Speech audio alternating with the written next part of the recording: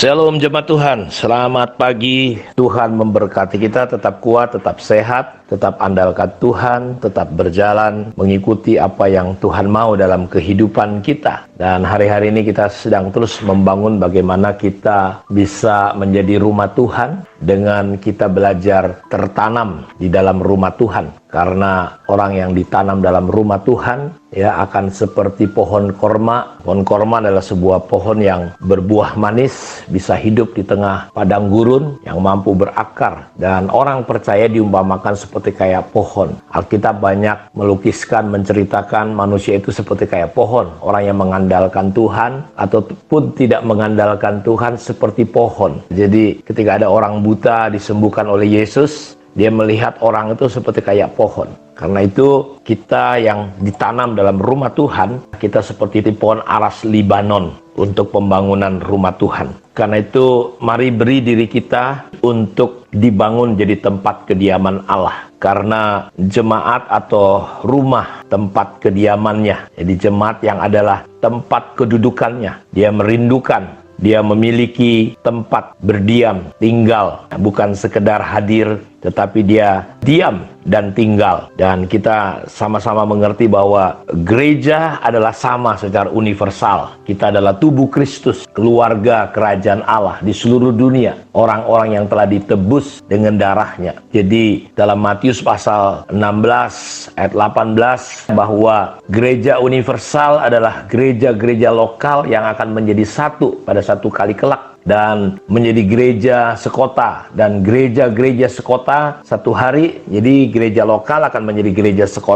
gereja sekota akan menjadi gereja universal, jemaat Yesus Kristus Tuhan. Dan dia ingin membangun jemaat, baik itu secara lokal, baik secara kota, maupun secara dunia. Dia berjanji akan membangun sebuah jemaat gereja dari berbagai suku, ras, kultur yang beraneka ragam pada semua situasi. Gereja yang Allah mau tidak bisa menguasai. Gereja yang satu hari sungguh menjadi tempat kedudukannya. Menjadi gereja yang dewasa, mampu mengatasi perpecahan, mampu lepas dari penghakiman, kasih dan penerimaan. Dan saudara, gereja-gereja universal ini, saudara, kita belajar terus lewat gereja lokal. Jadi gereja sekota dan gereja-gereja sekota merupakan kumpulan dari gereja-gereja lokal. Kelompok orang yang bertemu dalam satu tempat lokasi secara khusus. Nah, dalam tulisan Paulus, dia berkata kepada jemaat di Roma, Korintus, Galatia, Efesus, Filipi, Kolose, Tesalonika, Berea, Tiatira. Surat-surat Paulus menunjukkan tentang gereja sekota. Dan gereja sekota terdiri dari gereja-gereja lokal. Seperti kita, gereja GPI Home misalnya. Gereja yang lain, saudaraku ya, di kota itu. Dan kita masing-masing sedang dipersiapkan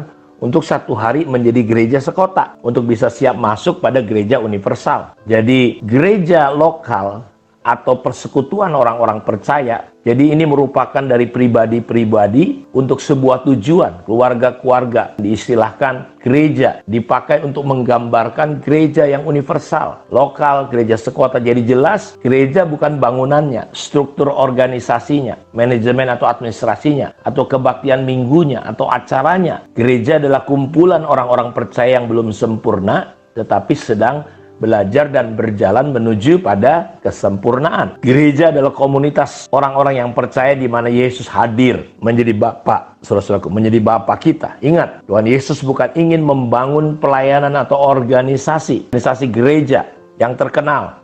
Dia bukan ingin membangun berbagai yayasan, tetapi dia mau membangun yang namanya jemaat, rumah tempat kediamannya. Para hamba Tuhan, pelayan Tuhan keliru, menjadi salah. Kita bukan membangun jemaat yang Allah mau tidak dapat menguasainya, tetapi kita hanya sekedar membangun pelayanan. Jadi bukan bangun rumah untuk Tuhan tinggal. Pelayanan kita, goal akhirnya adalah terbangunnya sebuah jemaat Tuhan, rumah Tuhan, bukan pelayanan. Karunia-karunia, semua talenta, potensi, ujungnya harus terbangunnya rumah Tuhan. Karena itu merupakan kerinduan hati Tuhan, konsep Allah dari awal sampai akhir, bahwa dia ingin tinggal diam di antara umatnya. Nah, karena banyak orang nggak mengerti konsep Tuhan dalam kejemaatan ini, maka kita nggak heran justru banyak hamba-hamba Tuhan, orang percaya demi pelayanan merusak dan menghancurkan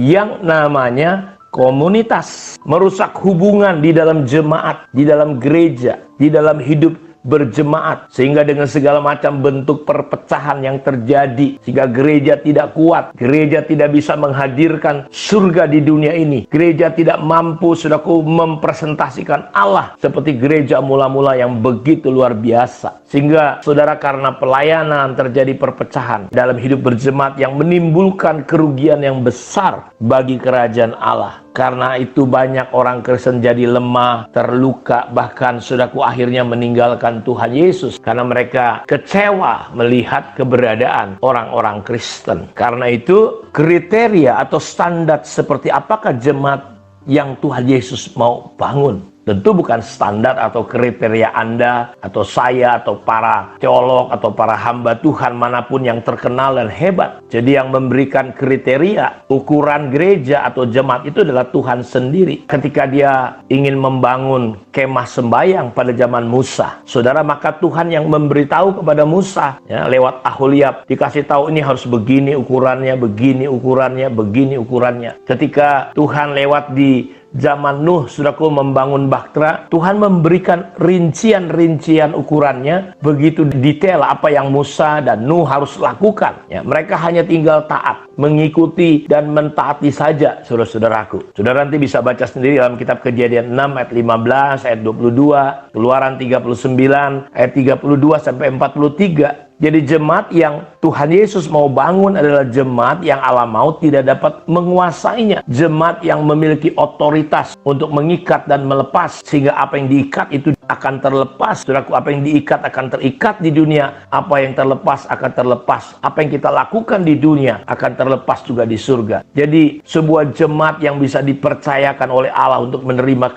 kerajaan surga, jemaat yang dibangun di atas batu karang yang kokoh. Pewahyuan Yesus adalah Tuhan, bukan seperti gereja atau jemaat yang kita lihat hari ini, lemah, tidak kuat, penuh dengan berbagai perselisihan, perpecahan. Jadi jauh berbeda dari gambaran atau jemaat yang Tuhan Yesus inginkan. Karena itu, saudara-saudaraku, saya berdoa lewat saat teduh yang berkesinambungan ini kita sedang belajar. Kenapa kita perlu tertanam? Karena Tuhan memberikan ukuran-ukuran tersendiri untuk hidup kejemaatan kita. Karena itu saya berdoa supaya saudara bukan hanya sekedar bergereja, bukan hanya sekedar menjadi anggota gereja, tetapi kita memberi diri kita untuk dibangun, dibentuk. Makanya kita harus belajar ikut proses, saudaraku, spiritual journey jemaat gereja-gereja saudara sendiri. Saudara harus diarahkan, terlibat, berfungsi, sampai kita ujungnya menjadi rumah Tuhan, tempat kediaman Allah yang Allah begitu rindukan dan mau. Karena konsepnya dari awal sampai akhir adalah kita menjadi tempat kediamannya. Kiranya Tuhan Yesus memberkati kita. Mari kita berdoa.